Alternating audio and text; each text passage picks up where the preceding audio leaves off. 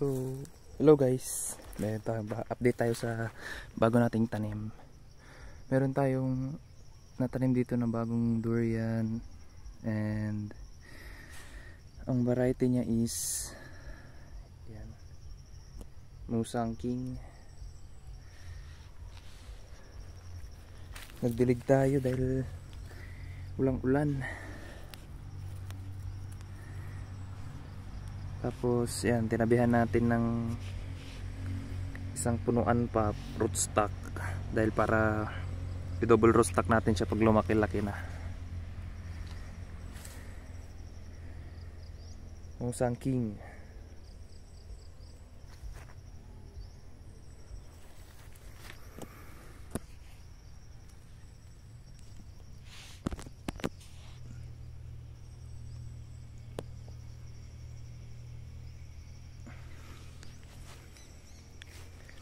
Lagyan natin yung, naglagay tayo ng paint, latex na may insecticide tsaka fungicide. Meron pa tayong isa dito.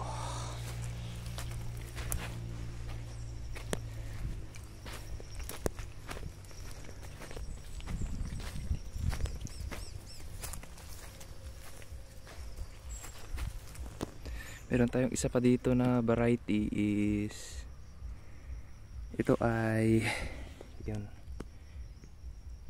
D101. So yung dalawang sanga niya is pa-vertical ba to?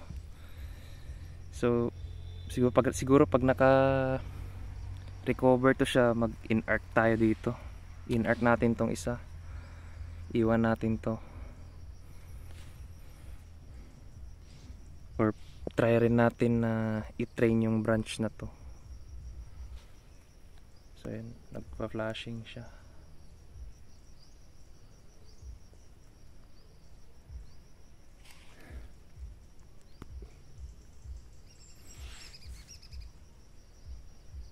Planted last week, November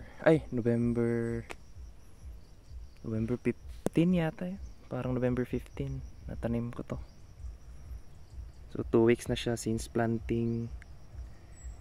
So okay naman, nagdilig lang tayo dahil ayun na nga, walang ulan.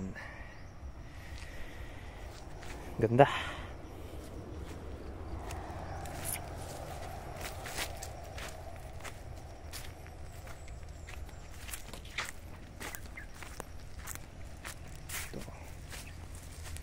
Sa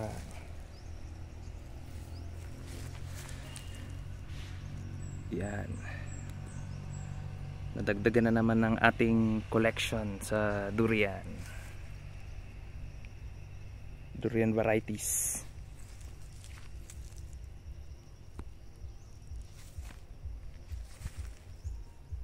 Yun lang guys, salamat.